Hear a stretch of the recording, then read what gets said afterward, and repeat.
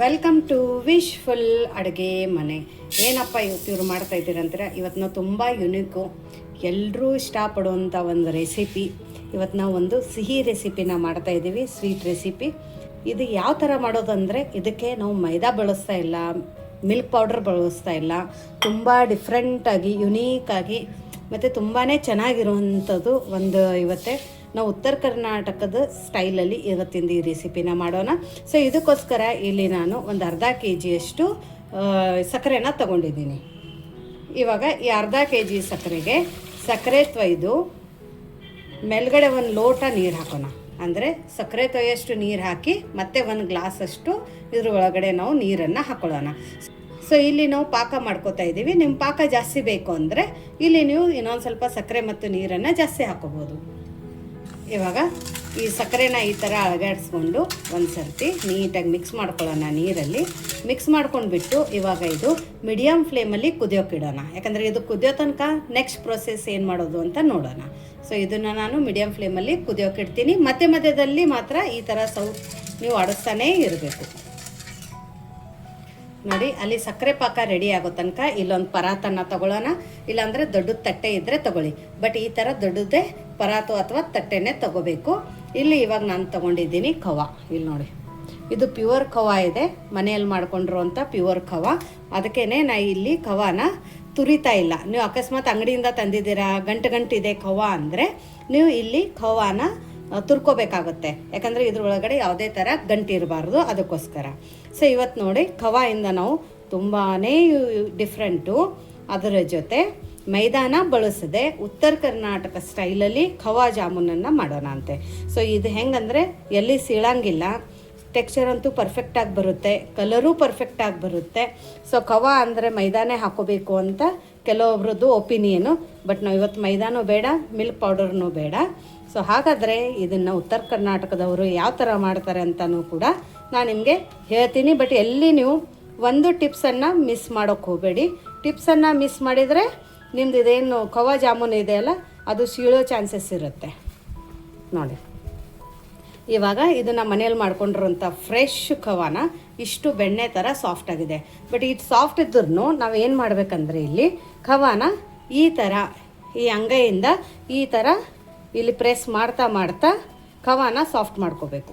ನಾವು ಹೆಂಗೆ ರೊಟ್ಟಿಗೆ ಚಪಾತಿಗೆ ಹಿಟ್ಟನ್ನು ಮಿದ್ದೀತೀವಲ್ಲ, ಆ ಥರ ಇಲ್ಲಿ ನಾವು ಖವಾನ ಚೆನ್ನಾಗಿ ಮಿತ್ಕೋಬೇಕು. ಹೀಗೆ ನೋಡಿ, ಈ ಅಂಗೈಯಿಂದ ಮಿತ್ಕೋಬೇಕು, ಈ ಥರ ಪ್ರೆಸ್ ಕೊಡ್ತಾ.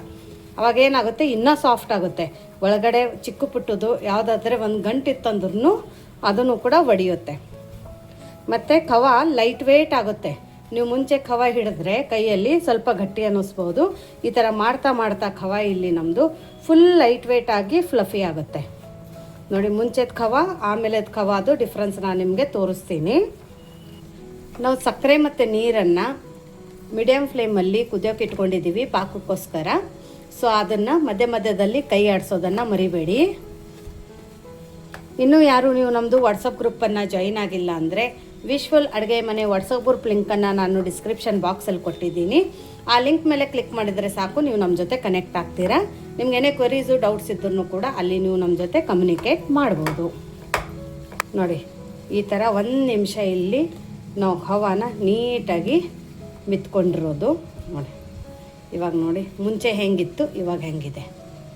ಫುಲ್ ಬೆಣ್ಣೆ ಇರುತ್ತಲ್ಲ, ಸೇಮ್ ಬೆಣ್ಣೆ ಕನ್ಸಿಸ್ಟೆನ್ಸಿ ಬಂದಿದೆ. ಇಲ್ಲಿ ನೀವು ನೋಡ್ಬೋದು, ಒಳಗಡೆ ಕೂಡ ಇಷ್ಟು ಫಳ್ಳಾಗಿರ್ಬೋದು. ಕಾಣಿಸ್ತಾ ನಿಮಗೆ ಎಷ್ಟು ಫಳ್ಳಾಗಿದೆ ನೋಡಿ ಒಳಗಡೆ.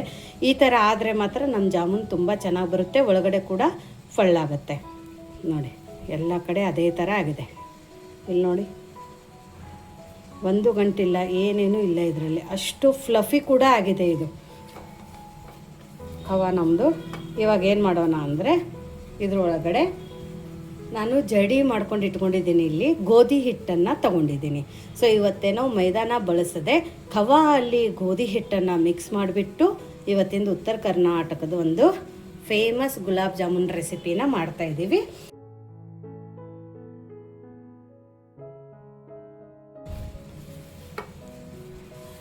ಇವಾಗ ಗೋಧಿ ಹಿಟ್ಟು ಹಾಕಿದ ನಂತರನೂ ಕೂಡ ನೀಟಾಗಿ ಅದೇ ಥರ ಮಿತ್ಕೋಬೇಕು.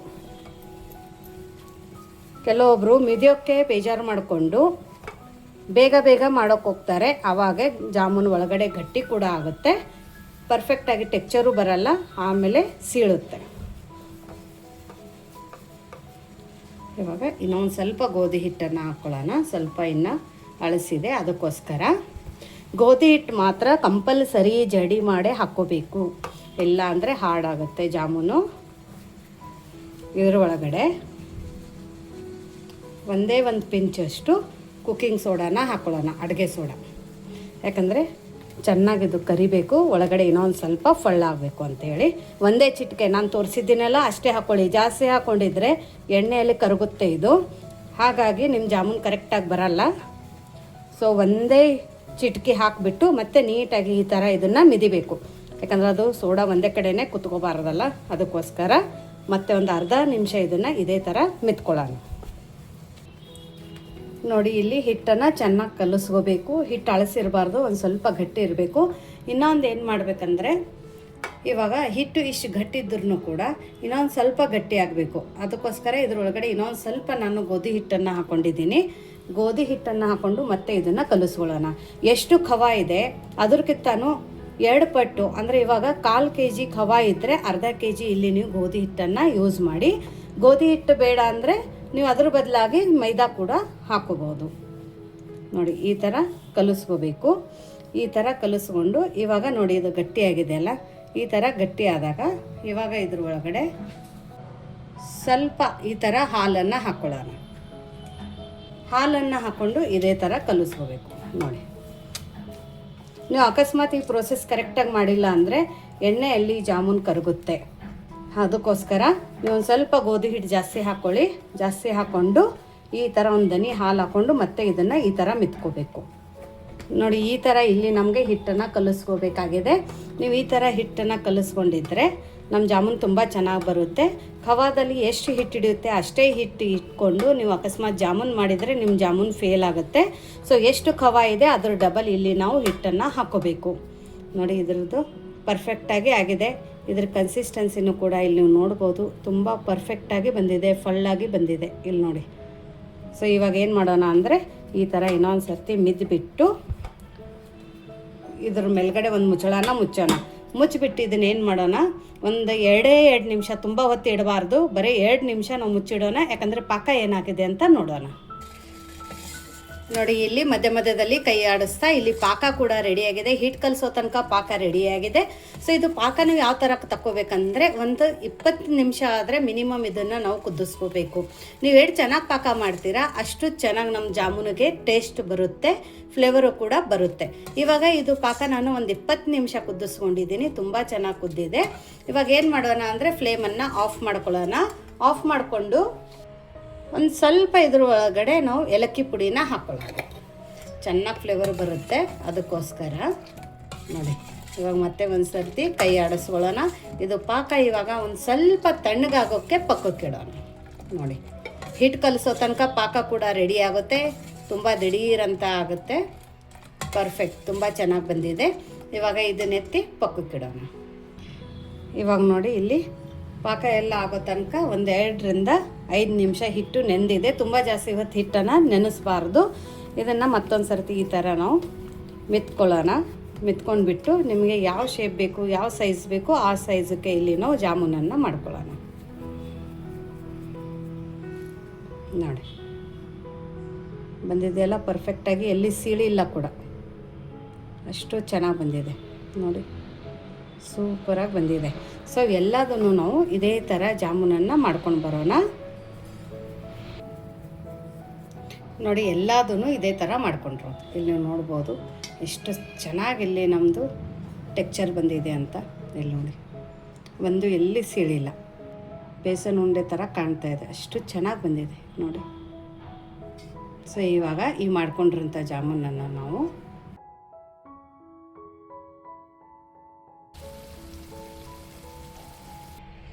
ಇಲ್ಲಿ ನೋಡಿ, ಇವಾಗ ಎಣ್ಣೆ ಹಾಕಿದ ನಂತರ ಯಾವ ಥರ ಕರಗುತ್ತೆ ಅಂತ ಕೇಳ್ತೀರಾ. ಸೊ ಈ ಥರ ಜಾಮೂನ್ ಎಣ್ಣೆಯಲ್ಲಿ ಕರಗುತ್ತೆ. ನೀವು ಅದಕ್ಕೇ ನಾನು ಹೇಳಿದೆ, ಎಷ್ಟು ಖೋವಾ ಇದೆ ಅದಕ್ಕಿಂತಾನು ಜಾಸ್ತಿ ನಮಗೆ ಗೋಧಿ ಹಿಟ್ಟನ್ನು ಬಳಸ್ಕೋಬೇಕು. ಸೊ ಒಂದೇ ಒಂದು ಹಾಕಿ ನೋಡಿ, ನಾನು ನಿಮ್ಗೆ ತೋರಿಸೋಕ್ಕೋಸ್ಕರ ಇಲ್ಲಿ ಈ ಥರ ಬರೀ ಎಷ್ಟು ಖೋವಾದಲ್ಲಿ ಹಿಟ್ಟು ಹಿಡಿಸುತ್ತೆ ಅಷ್ಟೇ ಹಾಕಿ ಇಲ್ಲೊಂದು ವಿಡಿಯೋನ ನಿಮಗೆ ಮಾಡಿ ತೋರಿಸಿದ್ದೀನಿ. ಸೊ ಆ ಥರ ಮಿಸ್ಟೇಕ್ ಆಗಿದ್ದರೆ ಏನಾಗುತ್ತಂದರೆ ಎಣ್ಣೆಯಲ್ಲಿ ಈ ಥರ ಜಾಮೂನ್ ಕರಗುತ್ತೆ. ಇಲ್ಲಿ ನೋಡಿ, ಈ ಥರ ಫುಲ್ ಕರಗೋಗುತ್ತೆ, ಎಲ್ಲ ವೇಸ್ಟ್ ಆಗುತ್ತೆ. ಅದಕ್ಕೇ ಒಂದೇ ಒಂದು ಹಾಕಿ ನೋಡಿ, ಈ ಥರ ಎಣ್ಣೆಯಲ್ಲಿ ಕರಗ್ತಾ ಇದೆ ಅಂದಾಗ ಇಮಿಡಿಯೇಟಾಗಿ ನೀವೇನು ಹಿಟ್ಟನ್ನು ಕಲಸಿಟ್ಕೊಂಡಿರ್ತೀರಲ್ಲ ಜಾಮೂನದು, ಅದ್ರ ಒಳಗಡೆ ಇನ್ನೊಂದು ಸ್ವಲ್ಪ ಮೈದಾ ಅಥವಾ ಇನ್ನೊಂದು ಸ್ವಲ್ಪ ನೀವು ಗೋಧಿ ಹಿಟ್ಟನ್ನು ಹಾಕೊಂಡ್ಬಿಟ್ಟು ಮತ್ತೆ ಮಿದ್ದಿ ಅದೇ ಥರ ಜಾಮೂನನ್ನು ಮಾಡ್ಕೋಬೋದು. ಸೊ ನೋಡಿ, ಇದೊಂದು ನಿಮಗೆ ತೋರ್ಸೋಕ್ಕೋಸ್ಕರ ನಾನು ಮಾಡಿದ್ದೀನಿ. ಈ ಮಿಸ್ಟೇಕನ್ನು ನೀವು ಮಾಡೋಕ್ಕೆ ಹೋಗಬೇಡಿ. ಸೊ ಕೇರ್ಫುಲ್ಲಾಗಿ ಮಾಡ್ಕೊಳ್ಳಿ. ಯಾಕಂದರೆ ನಾವು ಗೋಧಿ ಹಿಟ್ಟು ಹಾಕಿರ್ತೀವಲ್ಲ, ಕೆಲವೊಬ್ಬರು ಫೇಲ್ ಆಗೋ ಚಾನ್ಸಸ್ ಇರುತ್ತೆ. ಅದಕ್ಕೋಸ್ಕರ ನಾನು ಈ ವಿಡಿಯೋನು ಕೂಡ ನಿಮಗೆ ಮಾಡಿ ತೋರಿಸಿದ್ದೀನಿ. ಸೊ ಸರಿ, ಇವಾಗ ಇದು ವೇಸ್ಟ್ ಆಗಿದೆ. ಸೊ ಹಾಗಾಗಿ ಇದನ್ನು ನಾವು ಪಕ್ಕಕ್ಕಿಡೋಣ. ಇವಾಗ ನೋಡಿ, ಎಣ್ಣೆನ ಮೀಡಿಯಮ್ ಫ್ಲೇಮಲ್ಲಿ ಬಿಸಿ ಮಾಡ್ಕೊಂಡಿರೋದು, ತುಂಬ ಜಾಸ್ತಿ ಬಿಸಿ ಮಾಡ್ಕೊಳ್ಳೋದು ಬೇಡ. ಎಣ್ಣೆ ನೋಡಿ ಈ ಥರ ಹಾಕಿದಾಗ ಸ್ಮಾಲಾಗಿ ಬಬಲ್ಸ್ ಬರಬೇಕು, ಅಷ್ಟು ಕಾಯಿದ್ರೆ ಸಾಕು. ಇವಾಗ ಫ್ಲೇಮನ್ನು ಈ ಥರ ಬಬಲ್ ಬರ್ತಾ ಇದೆ ಅಂದಾಗ ಫ್ಲೇಮನ್ನು ಫುಲ್ ಲೋ ಫ್ಲೇಮಲ್ಲಿ ಇಟ್ಕೊಳ್ಳೋಣ. ಆಮೇಲೆ ನಾವು ಮಾಡ್ಕೊಂಡಿರುವಂಥ ಜಾಮೂನನ್ನು ಹಾಕೊಳ್ಳೋಣ. ಸೊ ನೀವು ಮಿಸ್ಟೇಕ್ಸನ್ನು ಅವಾಯ್ಡ್ ಮಾಡಿ, ನಾನು ಎರಡೂ ಥರನೂ ಹೇಳಿದ್ದೀನಿ. ಭಯ ಪಡೋದು ಬೇಡ, ಅದು ಆರಾಮಾಗಿ ನೀವು ಮಾಡ್ಕೋಬೋದು. ಇವಾಗ ನೋಡಿ, ಫ್ಲೇಮನ್ನು ಫುಲ್ ಲೋ ಫ್ಲೇಮಲ್ಲಿ ಇದೆ. ಇವಾಗ ಇಮಿಡಿಯೇಟಾಗಿ ನಾವು ಜಾಮೂನ್ ಮಾಡಬೇಕಾದ್ರೆ ಸ್ಪೂನ್ ಆಗಲಿ ಕಡ್ಚಿ ಆಗಲಿ ಇದು ಜಾಮೂನಕ್ಕೆ ಹತ್ತಬಾರ್ದು. ನಾವು ಕಡಾಯಿನೇ ಈ ಥರ ಒಂದು ಸ್ವಲ್ಪ ಅಳಗಾಡಿಸ್ಕೋಬೇಕು. ಅವಾಗ ಏನಾಗುತ್ತೆ, ಜಾಮೂನ್ ಚೆನ್ನಾಗಿ ಬೇಯುತ್ತೆ. ನೋಡಿ, ಕೇರ್ಫುಲ್ಲಾಗಿ ಮಾಡ್ಕೊಳ್ಳಿ ಈ ಮೆಥಡನ್ನು. ನೋಡಿ, ಆಗ ನಾವು ಹಾಕಿದ ತಕ್ಷಣ ನೋಡಿದ್ದೀರಾ, ಬರೀ ಗೋಧಿ ಹಿಟ್ಟು ಕಡಿಮೆ ಇತ್ತು, ಖೋವಾ ಜಾಸ್ತಿ ಇತ್ತು ಅಂತ ಹೇಳ್ಬಿಟ್ಟು ಆ ಥರ ಎಣ್ಣೆಯಲ್ಲಿ ಕರಗಿತ್ತು. ಇವಾಗ ಇದು ಪರ್ಫೆಕ್ಟ್ ಕನ್ಸಿಸ್ಟೆನ್ಸಿ ಇದೆ. ಇಲ್ಲಿ ನೋಡಿ, ನಾವೇನು ಅಳಗಡಿಸಿದ್ರು ಏನು ಮಾಡಿದ್ರು ಇಲ್ಲಿ ನಮ್ಮದು ಜಾಮೂನ್ ಕರಗ್ತಾ ಇಲ್ಲ, ಪರ್ಫೆಕ್ಟಾಗಿ ಬಂದಿದೆ ನೋಡಿ. ಇವಾಗ ಫ್ಲೇಮನ್ನು ಮೀಡಿಯಮ್ ಫ್ಲೇಮಲ್ಲಿ ಇಟ್ಕೊಳ್ಳೋಣ, ಲೋ ಟು ಮೀಡಿಯಮ್ ಫ್ಲೇಮು. ನೋಡಿ, ಇವಾಗ ನಿಧಾನಕ್ಕೆ ತಿರುಗಿಸೋಣ. ಸೊ ನಿಮಗೆ ಎರಡು ಡಿಫ್ರೆನ್ಸು ಗೊತ್ತಾಗಿದೆ ಅಂತ ಅಂದ್ಕೊಂಡಿದ್ದೀನಿ. ಸೊ ಇವತ್ತಿಂದ ಈ ರೆಸಿಪಿ ನಿಮಗೆ ಹೇಗೆ ಅನ್ನಿಸ್ತು ಅಂತ ಕಮೆಂಟ್ ಮೂಲಕ ತಿಳಿಸೋದನ್ನು ಮರಿಬೇಡಿ.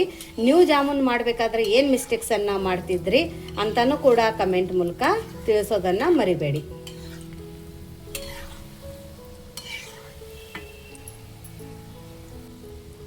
ನೋಡಿ, ಫ್ಲೇಮನ್ನು ಹೆಚ್ಚು ಕಡಿಮೆ ಮಾಡೋಕ್ಕೆ ಹೋಗಬೇಡಿ, ಒಂದೇ ಫ್ಲೇಮಲ್ಲಿ ಇಟ್ಕೊಳ್ಳಿ. ಫುಲ್ ಲೋ ಟು ಮೀಡಿಯಮ್ ಫ್ಲೇಮೇ ಇಟ್ಕೊಳ್ಳಿ, ಅವಾಗ ಚೆನ್ನಾಗಿ ಬರುತ್ತೆ. ಜಾಮೂನ್ ಪರ್ಫೆಕ್ಟಾಗಿ ಕರೆದಿದೆ, ಇಲ್ಲಿ ನೀವು ನೋಡ್ಬೋದು ಏನು ಸೂಪರಾಗಿ ಬಂದಿದೆ ನೋಡಿ. Perfect colour, perfect texture. ಇದರೊಳಗೆ ಗೋಧಿ ಹಿಟ್ಟು ಹಾಕಿದ್ದೀವಿ ಅಂತಲೇ ಅನಿಸೋದಿಲ್ಲ, ಅಷ್ಟು ಚೆನ್ನಾಗಿ ಬಂದಿದೆ ನೋಡಿ. ಸೊ ಇವಾಗ ಇದನ್ನು ತಕ್ಕೊಳ್ಳೋಣ.